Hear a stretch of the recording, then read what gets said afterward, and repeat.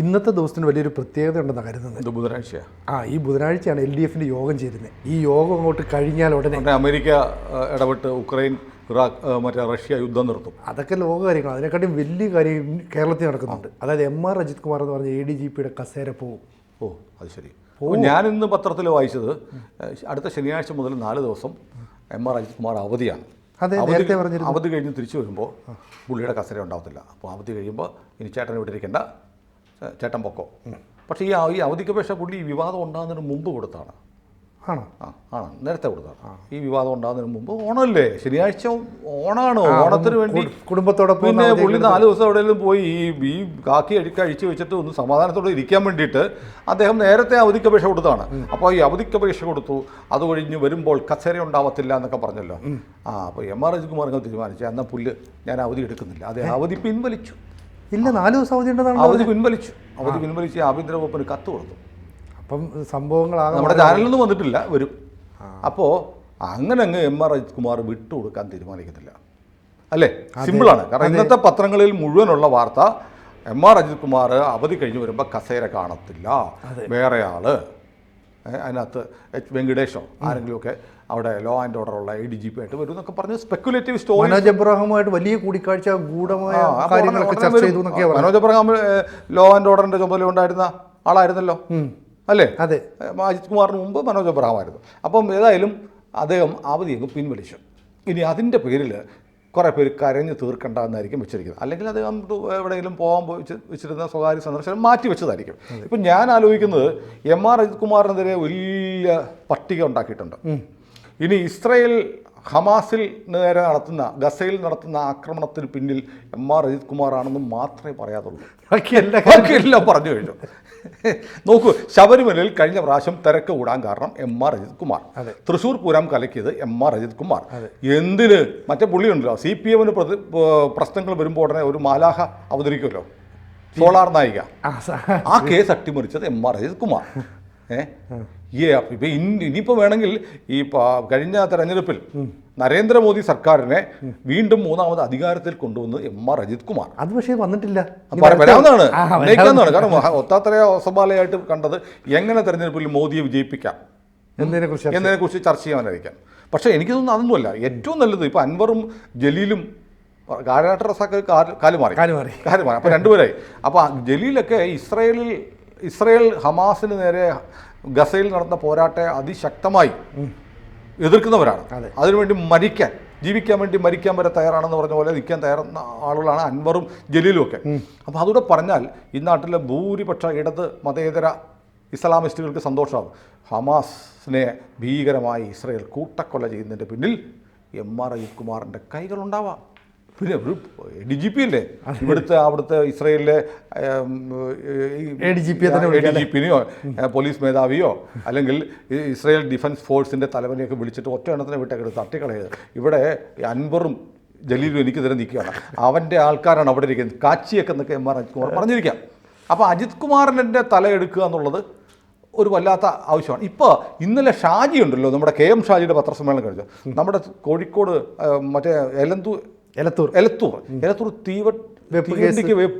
തീവച്ച കേസുണ്ടല്ലോ, അതിലെ പ്രതി അറസ്റ്റ് ചെയ്തു. അവിടെ മറ്റേ കേരളത്തിന് പുറത്തേ ഡൽഹിയിലെ സ്ഥലം ഉണ്ടല്ലോ, മറ്റേ CIA വിരുദ്ധ സമരം നടന്ന ഷഹീൻ ബാഗ്, അവിടെ നിന്നാണ് അറസ്റ്റ് ചെയ്തത്. അതുകൊണ്ട് അവൻ തീവ്രവാദ ബന്ധം ഉണ്ടെന്ന് NIA വരെ കണ്ടെത്തി.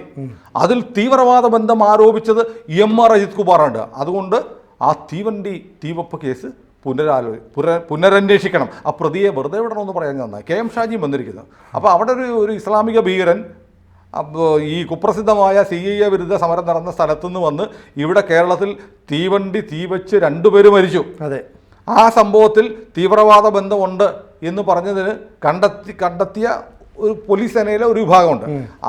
അതുമായി ബന്ധപ്പെട്ട ഒരു മഹാരാഷ്ട്ര പോലീസുമായി ബന്ധപ്പെട്ട ഒരു കമ്മ്യൂണിക്കേഷൻ നടത്തിയതിൻ്റെ പേരിൽ ഒരു IG P വിജയനെ പുറത്താക്കി.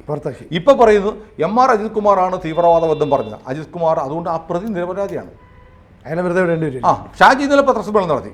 അപ്പോൾ ഇങ്ങനെ വന്നിട്ട് ഉപയോഗിക്കാവുന്ന ഈ മുസ്ലിം ഫണ്ടമെൻ്റലിസ്റ്റുകളുടെ താല്പര്യങ്ങൾ സംരക്ഷിക്കാൻ. ഇവിടെ ഒരുത്തൻ, ഈ ഡൽഹിയിലുള്ള ഒരുത്തൻ ഇവിടെ വന്ന് തീ വെച്ച് 2 പേരെ മരിച്ചതിൽ മുസ്ലിംസ് ഉണ്ടെന്ന് എനിക്ക് തോന്നുന്നത്. ഏതായാലും കേരളത്തിൽ തീ വെച്ച് നടത്തിയ ഒരു തീവ്രവാദ പ്രവർത്തനം നടത്തിയ ആളെ സഹായിക്കാൻ പോലും പത്രസമ്മേളനം നടത്തുന്ന തരത്തിലേക്ക് KM ഷാജിയെ പോലെയുള്ള ആളുകൾ മാറിയിരിക്കുകയാണ്. എന്ന് പറഞ്ഞാൽ CPM ഈ പിന്തുണയ്ക്കുന്നവരും മുസ്ലിം ലീഗുകാരും ഒക്കെ കൂടെ ഒന്നിക്കുക, എല്ലാവരും കൂടെ ഒന്നിച്ച് അജിത് കുമാറിനെ തലവെട്ടണം. അതിനുള്ള പൊളിറ്റിക്സ് അതിന് വേറെ കാര്യമൊക്കെ ഉണ്ട്. കാരണം കേരള പോലീസിൽ ഇപ്പോൾ അജിത് കുമാർ വളരെ സജീവമായി നിൽക്കുന്നു. അദ്ദേഹത്തിൻ്റെ പേരൊരു വലിയ പ്രശ്നമാണ് കേരളത്തിൽ ആദ്യമായിട്ട്. അപ്പോൾ എന്തുകൊണ്ടാണ് എനിക്ക് കേരളത്തിൽ എനിക്ക് തോന്നുന്നത് മുസ്ലിം സമുദായത്തിൽ നിന്ന് ഒരു DGP ഫസ്റ്റ് ടൈമാണ് കേരളത്തിൽ ഉണ്ടാവുമെന്ന് എനിക്ക് തോന്നുന്നു. മുഹമ്മദ് യാസിനൊക്കെ ഉണ്ടായിരുന്നു, പക്ഷേ അദ്ദേഹം DGPയുടെ പൂർണ്ണ ചുമതല അദ്ദേഹത്തിന് കിട്ടിയിട്ടില്ല, യാസിനൊന്നും കിട്ടിയിട്ടില്ല. അപ്പോൾ ആദ്യം ദർവേഷ് സാഹിബ് വളരെ മാന്യനായ വളരെ സൗമ്യനായ ഒരു പോലീസ് ഓഫീസർ, വലിയ ആക്ഷേപങ്ങളും ആരോപണങ്ങളൊന്നും അദ്ദേഹത്തിനെതിരെയില്ല. പക്ഷേ അദ്ദേഹം ഒരു ലൈം ലൈറ്റിലേക്ക് വരുന്നില്ല എന്നൊരു തോന്നലുണ്ട്. ഇപ്പോൾ എല്ലാവരും പറയുന്നത് മുഖ്യമന്ത്രിയുടെ ആളായതുകൊണ്ട് DGPനെ വെറുതെ എടുത്തിട്ട് അജിത് കുമാറിനെ കൊണ്ടെല്ലാം ചെയ്യിക്കുകയാണ്. അതിന് ഉദാഹരണം പോലെ പറയുന്നത് പ്രധാനമന്ത്രി മുണ്ടക്കൈ സന്ദർശിക്കാൻ വന്നപ്പോൾ ഒപ്പം നിന്ന് കാര്യങ്ങൾ വിശദീകരിച്ചത് അജിത് കുമാറായിരുന്നു. DGP വേറൊരാളെയാണ് വിട്ടത്, ആരെയാണെന്ന് പറയുന്നില്ല. DGP വിട്ട ഉദ്യോഗസ്ഥരെ മറികടന്നിട്ട് മുഖ്യമന്ത്രി ഇടപെട്ട് ADGP വിട്ടു. പക്ഷേ DGP വിട്ട ഉദ്യോഗസ്ഥൻ ആരെയാണ് ബൈപ്പാസ് ചെയ്തിട്ട് അജിത് കുമാർ പോയെന്ന് ഒരു മാധ്യമവും പറഞ്ഞ ആ ആളുടെ പേര് പറഞ്ഞ് ഞാൻ കേട്ടിട്ടില്ല. പക്ഷേ എനിക്കൊരു സംശയമുണ്ട്, കേരളത്തിൻ്റെ DGP മുഖ്യമന്ത്രി എവിടെ വരുമ്പോൾ, മുണ്ടക്കൈ ദുരന്തം ഉണ്ടാകുമ്പോൾ ദർവേഷ് സാഹിബ് പ്രധാനമന്ത്രി എവിടെ വരുമ്പോൾ അദ്ദേഹം നേരിട്ട് പോയ ആര് തടയുമായിരുന്നു? അദ്ദേഹം എന്തുകൊണ്ട് പോയില്ല എന്ന് എനിക്കറിയാം. അദ്ദേഹമായിരുന്നു പോകേണ്ടിയിരുന്നത്, നിശ്ചയമായും അദ്ദേഹമാണ് പോയത്. അദ്ദേഹം എന്തുകൊണ്ടാണ് പോകാത്തത് നമുക്കറിയില്ല. അത് ഞാൻ പ്രതീക്ഷിച്ച് ഉറപ്പായിട്ടും പ്രധാനമന്ത്രി വരുന്നു, ഇത്രയും സുരക്ഷ, ഇത്രയും പ്രകൃതി ദുരന്തമുണ്ടായ സ്ഥലത്ത് പ്രധാനമന്ത്രി വരുമ്പോൾ പ്രോട്ടോക്കോൾ അനുസരിച്ചും നിർബന്ധമായും പോകേണ്ട ആളായിരുന്നു DGP എന്തുകൊണ്ടോ പോയില്ല. അതോ ഇനി അദ്ദേഹം പോയിട്ടും ഇനി വയനാട്ടിലെത്തിയിട്ട് അതിൻ്റെ കൂടെ പോവാഞ്ഞതാണെങ്കിൽ എന്തുകൊണ്ടെന്നുള്ള ചോദ്യം പ്രസക്തമാണ്. DGPയാണ് ഒപ്പം നിൽക്കേണ്ടത്.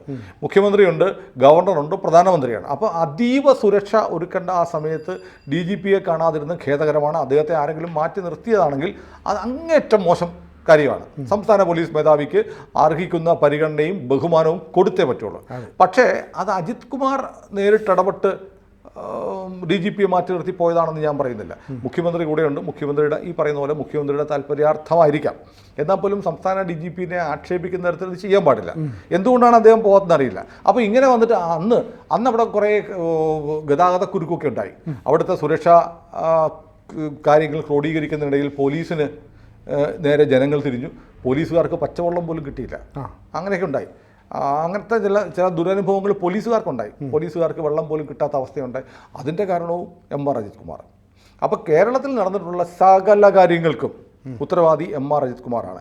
ഇനി ഒരു വെള്ളപ്പൊക്കം ഉണ്ടായാൽ അതിനും MR അജിത് കുമാർ, മഴ കൂടുതൽ പെയ്താൽ MR അജിത് കുമാർ, മഴ പെയ്തില്ലെങ്കിൽ MR അജിത് കുമാർ, അങ്ങനെ എന്തിനും ഏതിനും ആളുകൾക്ക് വന്ന് കൊട്ടാവുന്നൊരു ഉദ്യോഗസ്ഥനായി MR അജിത് കുമാറിനെ ഇപ്പം മാറ്റിയെടുക്കുകയാണ്. അദ്ദേഹത്തെ കേരളത്തിലെ ഒരു MLA അൻവർ ഈ ദാവൂദ് ഇബ്രാഹിം എന്നാണ് വിളിച്ചത്. പക്ഷേ ഇപ്പോഴാണ് അതിനിടയ്ക്ക് ഈ അജിത് കുമാർ ഒരു അപേക്ഷ ആഭ്യന്തര വകുപ്പിന് കൊടുത്തിട്ടുണ്ട്. അതായത് എനിക്കെതിരെ കൊലപാതകം, കള്ളക്കടത്ത്, ഇത് എന്നൊക്കെ പറഞ്ഞ് കുറേ ആക്ഷേപങ്ങൾ ഈ MLA പറഞ്ഞിട്ടുണ്ട്. നിയമസഭയ്ക്കകത്തല്ല, നിയമസഭയ്ക്ക് പുറത്താണ്. ഇത് അന്വേഷണം ഇപ്പം നടക്കുന്ന 5 DGPയുടെ നേതൃത്വത്തിൽ IG Sparjan Kumar, DIG Thomson, crime branch SP Madhusoodanan, SP Shanavas, ഇത്രയും പേരടങ്ങുന്ന ഒരു സംഘമാണ് DGPയുടെ നേതൃത്വത്തിൽ MR അജിത് കുമാറിനെതിരെ ഉൾപ്പെടെയുള്ള ആക്ഷേപങ്ങൾ അന്വേഷിക്കുന്നു. അദ്ദേഹം വളരെ മാന്യമായ ഒരു കാര്യം ചെയ്തു. കാരണം ലോ ആൻഡ് ഓർഡറിൻ്റെ ചുമതലയുള്ള AGP ആയതുകൊണ്ട് ഈ ഉദ്യോഗസ്ഥന്മാർ അദ്ദേഹത്തിൻ്റെ അടുത്ത് റിപ്പോർട്ട് ചെയ്യേണ്ടതാണ്. അദ്ദേഹം DGPയോട് ആവശ്യപ്പെട്ടു, എൻ്റെ അടുത്ത് ഈ ഉദ്യോഗസ്ഥർ റിപ്പോർട്ട് ചെയ്യേണ്ട എന്നൊരു ഓർഡർ ഇറക്കണം. അതിൻ്റെ ആവശ്യമില്ല. എങ്കിൽ മാത്രമേ സ്വതന്ത്രമായ അന്വേഷണം നടക്കുകയുള്ളൂ. ആ കൂട്ടത്തിൽ അദ്ദേഹം മുഖ്യമന്ത്രിയോട് ആവശ്യപ്പെട്ടിട്ടുണ്ടെന്ന് അറിയുന്നത്. ഈ അന്വേഷണം നടത്തിയിട്ട് ഞാൻ സ്വർണ്ണക്കള്ളക്കടത്തുകാരനാണ്, ഞാൻ കൊലപാതകിയാണ്, ഞാൻ അഴിമതിക്കാരനാണ്, ഞാൻ ദാവൂദ് ഇബ്രാഹിമിനേക്കാളും വലിയ പുള്ളിയാണ് എന്നൊക്കെയുള്ള ആരോപണങ്ങൾ തെളിയിക്കാൻ പറ്റിയില്ലെങ്കിൽ എനിക്ക് ഇവർക്കെതിരെ മാനനഷ്ട കേസ് കൊടുക്കാനുള്ള അനുമതി വേണം എന്ന് അജിത് കുമാർ പറഞ്ഞിട്ടുണ്ട്. അപ്പോൾ അജിത് കുമാറിന് അങ്ങനെ പേടിക്കാനൊന്നുമില്ല എന്ന് തോന്നുന്നു. അല്ലെങ്കിൽ ഒരു ഉദ്യോഗസ്ഥൻ തിരിച്ച് പറയുകയാണ്, എനിക്കെതിരെ അന്വേഷിക്കൂ, ആരും അന്വേഷിക്കൂ, അവരെൻ്റെ അടുത്ത് റിപ്പോർട്ട് ചെയ്യേണ്ട, എൻ്റെ കീഴുദ്യോഗസ്ഥരാണ്, DGP എടുത്ത് റിപ്പോർട്ട് ചെയ്യേണ്ടത്. പക്ഷേ ഈ പറഞ്ഞ MLA പറഞ്ഞിട്ടുള്ള ആക്ഷേപങ്ങൾ തെളിയിക്കാൻ കഴിഞ്ഞിട്ടില്ലെങ്കിൽ എനിക്ക് കേസ് കൊടുക്കാൻ അധികാരമാണ് വേണ്ട. ഒരു മനുഷ്യൻ എന്ന നിലയിൽ ആ മനുഷ്യനെക്കുറിച്ച് എന്തൊക്കെയാണ് പറഞ്ഞത്? അപഹസിച്ച് ഒരു സംസ്ഥാന പോലീസിൻ്റെ തലപ്പത്തിരിക്കുന്ന ഒരാളെ അപമാനിച്ചെന്ന് മാത്രമല്ല, ദാവൂദ് ഇബ്രാഹിമാണ്, കൊലപാതകിയാണ്, സ്വർണം പൊട്ടിക്കലുകാരനൊക്കെയാണെന്ന് പറഞ്ഞാൽ അതൊക്കെ ഇത്തിരി കടന്ന കൈയാണ്. അങ്ങനെയാണെങ്കിൽ അദ്ദേഹത്തെ കൊലപാതകയാണെങ്കിൽ അദ്ദേഹത്തെ തൂക്കിക്കൊല്ലണം. സ്വർണ്ണക്കള്ളക്കടത്തുകാരനാണെങ്കിൽ ജയിലിലടയ്ക്കണം. ഇപ്പോൾ 10 വർഷം വരെയൊക്കെ തടവ് കിട്ടുമല്ലോ, ജയിലിലടയ്ക്ക്. അത് അല്ലാതെ വെറുതെ അന്തരീക്ഷ മലിനീകരണം നടത്തി വായി കിടക്കുന്ന നാക്കും കൊണ്ട് ആർക്കും നേരെ എന്തും പറയാം എന്ന തരത്തിലേക്ക് MLA അല്ല ഏത് ആൾ പോയാലും അത് ശരിയല്ല. MR അജിത് കുമാർ തൻ്റെ ഇടമുള്ള ഒരു പോലീസ് ഓഫീസറാണ് തെളിയിച്ചത്. പിന്നെ അദ്ദേഹത്തിന് ഈ രാജ്യത്തിൻ്റെ കാര്യത്തിൽ ഒരു അത്യാവശ്യം ഒരു നാഷണലിസ്റ്റ് രാജ്യമാണ് പ്രധാനം എന്നുള്ളൊരു തോന്നലൊക്കെ ഉണ്ട്. അത് പലർക്കും ഇഷ്ടപ്പെടുന്നില്ല. അതും കൂടിയുണ്ട്. അജിത് കുമാറിനെ ആക്ഷേപിച്ച് അദ്ദേഹത്തിനെതിരെ ആരോപണങ്ങൾ ഉയർത്തി ഈ പറയുന്നമാർക്കൊന്നും വേറെ പണിയില്ലേ, വേറെ എന്തോ ഇൻട്രസ്റ്റ് ഉണ്ട്. അജിത് കുമാർ ഇരുന്നാൽ ഞങ്ങളുടെ ചില കാര്യങ്ങൾ നടക്കുന്നില്ല എന്നതുകൊണ്ടാണോ ഇങ്ങനെയൊക്കെ ഒരു ബേസുമില്ലാത്ത ആരോപണങ്ങൾ മുഴുവൻ ഇദ്ദേഹത്തിൻ്റെ നേരെ ചൊരിയുന്നതെന്ന് ഇപ്പോൾ എനിക്കും തോന്നുന്നത്. നമ്മൾ മുമ്പൊക്കെ സംസാരിക്കുമ്പോൾ ഒരു സംശയത്തിൻ്റെ ഒരു ഘടകം, ഇപ്പം സംശയത്തിൻ്റെ ആനുകൂല്യം ഇപ്പം കൊടുക്കാൻ തോന്നുന്നു. നേരത്തെ ചിലപ്പോൾ ശരിയായിരിക്കും, എന്തെങ്കിലും കാര്യങ്ങളുണ്ടാവാം, വസ്തുത ഉണ്ടാവാം എന്നൊക്കെ ഒരു തോന്നലുണ്ടായിരുന്നെങ്കിൽ. പക്ഷേ ഇപ്പോഴത്തെ ഈ ടാർഗറ്റിങ് കാണുമ്പോൾ അതിൻ്റെ പിന്നിൽ വേറെന്തോ ഉണ്ട്. പെട്ടെന്ന് കാരാട്ട് റസാഖ് മാറിയല്ലോ കളം. കാരാട്ട് റസാഖ് മാറി. ഇപ്പം നോക്കൂ, ശശിയെക്കുറിച്ച് പറയുന്നില്ല, ശശിയെക്കുറിച്ച് പറയുന്നില്ല. അജിത് കുമാറിനെ എങ്ങനെയെങ്കിലും മാറ്റണം. ഇപ്പോൾ മലപ്പുറത്ത് ഇപ്പോൾ അജിത് കുമാർ പെട്ടെന്ന് ഈ അവധി അപേക്ഷ പിൻവലിക്കുന്നതിൻ്റെ കാരണമായി പറയുന്നത് മലപ്പുറത്ത് ഒരു നടപടി സ്ഥലം മാറ്റം എല്ലാ ഉദ്യോഗസ്ഥന്മാരും പോലീസ് മേധാവി കംപ്ലീറ്റ് അപ്പോൾ അടുത്ത വിക്കറ്റ് വീഴുന്നൊക്കെ ജലീൽ പോസ്റ്റ് ഇട്ടിട്ടുണ്ട്. ജലീലിൻ്റെ വിക്കറ്റ് ഇപ്പോൾ വീഴുന്ന അവസ്ഥയിലേക്ക് കാര്യങ്ങൾ നീങ്ങുന്നുണ്ടെന്നാണ് എനിക്ക് കിട്ടിയൊരു വിവരം. അത് നമുക്ക് വേറെ ദിവസം പ്രത്യേകമായി ചർച്ച ചെയ്യാം. ഏതായാലും അടുത്ത വിക്കറ്റ് വീഴും എന്നൊക്കെ പറഞ്ഞിരുന്നപ്പോഴാണ് അജിത് കുമാർ ഈ അവധി വേണ്ട എന്ന് വെച്ചത്.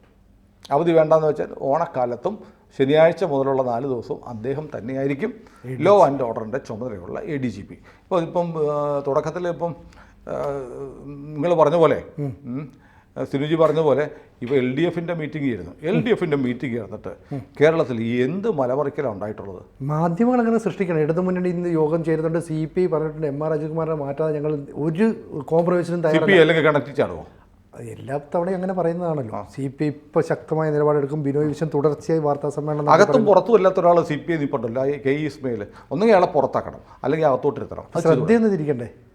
ആര് ശ്രദ്ധ? CPI.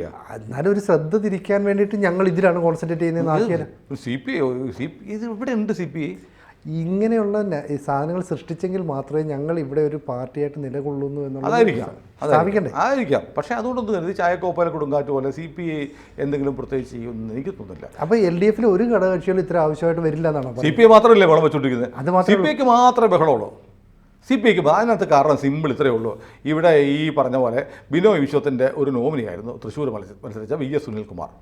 ബിനോയ് വിശ്വം പാർട്ടിക്കകത്ത് എതിർപ്പുകളൊക്കെ അവഗണിച്ച് ഒസ്യത്തായിട്ട് കിട്ടിയാണല്ലോ. കാനം രാജേന്ദ്രൻ മരിക്കും മുമ്പ് എഴുതി വെച്ചതുകൊണ്ട് പുള്ളിയെ സെക്രട്ടറി ആക്കിയതാണ്. CPI കമ്മ്യൂണിസ്റ്റ് പാർട്ടി അതാണ്. കുടുംബ സ്വത്ത് പോലെ ഒസ്യത്തെഴുതി സെക്രട്ടറി ആയ ആളാണ് ബിനോയ് വിശ്വം. ബിനോയുടെ ആളായിട്ടാണ് സുനിൽകുമാർ അവിടെ സ്ഥാനാർത്ഥിയാവുന്നത്. 57 നില തോറ്റ് പണ്ടറടങ്ങി പൊട്ടി പാളീസായിപ്പോയി. ഏതാണ്ട് 76,000 പര വോട്ടിനാണ് സുരേഷ് ഗോപി ജയിച്ചത്. അത് മുഴുവൻ തൃശ്ശൂർ പൂരം കൊണ്ടാണെന്ന് പറഞ്ഞ് ആ പരാജയത്തെ അങ്ങ് ലഘൂകരിക്കാനും സുരേഷ് ഗോപിയുടെ വിജയമല്ലെന്ന് സ്ഥാപിക്കാനും ശ്രമിച്ചതാണ്. ജസ്റ്റ് വിജയം, ജസ്റ്റ് മിസ് എന്നൊക്കെ പറയുന്ന പോലെ. എന്നാൽ പിന്നെ ഈ ചങ്ങാതിക്കൊന്ന് ചോദിച്ചൂടെ സുനിൽകുമാറിനെ വിളിച്ചിട്ട്, എടേ അന്ന് പകൽ മുതൽ തുടങ്ങിയ പ്രശ്നമാണ് തൃശ്ശൂർ, ഇയാൾ എവിടെയായിരുന്നു? ഇയാളുടെ ഒരു കള്ളുകൂടിയ MLA ഉണ്ടല്ലോ, ബാലേന്ദ്രൻ. അങ്ങനെ തന്നെയാണ് പറഞ്ഞത്. കള്ളുകൂടിയ MLA നമുക്ക് വേണ്ട ഡിഫോമേഷൻ കൊടുക്കട്ടെ, അയാൾ കള്ളുകൂടിയനാണെന്ന തൃശ്ശൂർ മണ്ഡലത്തിലെ മുഴുവൻ പേരും നമുക്ക് വേണ്ടി സാക്ഷി പറയാൻ വരും. അയാൾ എവിടെയായിരുന്നു ഉണ്ടായിരുന്നപ്പം? വീട്ടിൽ കിടന്ന് ഉറങ്ങുമായിരുന്നു. ഒരു പ്രശ്നം ഉണ്ടായപ്പോൾ ആമ്പിള്ളേർ അത് പരിഹരിച്ചു. അതിൻ്റെ പേരിൽ കുറച്ച് സിമ്പതി ഓട്ടൊക്കെ കിട്ടിക്കാണും. നിങ്ങൾ എന്ത് ചെയ്യുമായിരുന്നു? നിങ്ങളപ്പോൾ ശ്രീരാമൻ ഇറച്ചി നിന്നു, ലക്ഷ്മണൻ ഇറച്ചി നോക്കി, സീതയെ ഉദ്ദേശിച്ച് ഇറച്ചി കണ്ട് വെള്ളം ഇറക്കി എന്നൊക്കെ പോസ്റ്റ് ഇടുന്ന MLA തലയെ വെച്ചുകൊണ്ട് നടക്കരുത്. അപ്പോൾ ഇതൊക്കെ കൊതിക്കറിവാണ്. ഏതായാലും MR അജിത് കുമാറിൻ്റെ ഈ മൂവ് എനിക്ക് വല്ലാതെ ഇഷ്ടപ്പെട്ടു. അദ്ദേഹം അവധി പിൻവലിച്ചു എന്നാണ് ഞാൻ മനസ്സിലാക്കിയിട്ടുള്ളത്. അത് പിന്നാലെ വാർത്ത വരട്ടെ, അല്ലെങ്കിൽ അത് തെറ്റാണെന്ന് തെളിയിക്കപ്പെടട്ടെ. എനിക്ക് കിട്ടിയ ഇൻഫർമേഷൻ അനുസരിച്ച് അദ്ദേഹത്തിൻ്റെ അവധി പിൻവലിച്ചിട്ടുണ്ട്. അങ്ങനെ ഉണ്ടെങ്കിൽ ഒരു പോരാട്ടത്തിന് തന്നെ നിൽക്കുകയാണ് MR അജിത് കുമാർ. ഇന്നിപ്പോൾ LDFൻ്റെ കമ്മിറ്റി ചേർന്ന് ഇദ്ദേഹത്തിൻ്റെ ഗളച്ഛേദം നടത്തുമെന്നൊക്കെ പറയുന്നവർക്കുള്ള ഒരു നിശബ്ദമായ മറുപടി കൂടിയാണ് അജിത് കുമാറിൻ്റെ അവധി പിൻവലിക്കൽ. അതൊരു പക്ഷേ അറിയേണ്ടവരൊക്കെ അറിഞ്ഞ് തന്നെയായിരിക്കും. കളി കാണാൻ പോകുന്നേ ഉള്ളൂ. പിക്ചർ അബീബി ബാക്കി ഹേ എന്ന് പ്രധാനമന്ത്രി മോദി പറയാറുണ്ട് ഇപ്പോൾ പോയത് മിക്കവാറും ട്രെയിലർ ആയിരിക്കും. നമുക്ക് യഥാർത്ഥ സിനിമ വരിക, യഥാർത്ഥ പടം ഓടാനിരിക്കുന്നേ ഉള്ളൂ, നോക്കാം. കൂടുതൽ വാർത്തകളും വിശേഷങ്ങളും നിങ്ങളിലേക്ക് എത്താൻ ABC മലയാളം സബ്സ്ക്രൈബ് ചെയ്യുക, ബെൽ ബട്ടണും അമർത്തുക.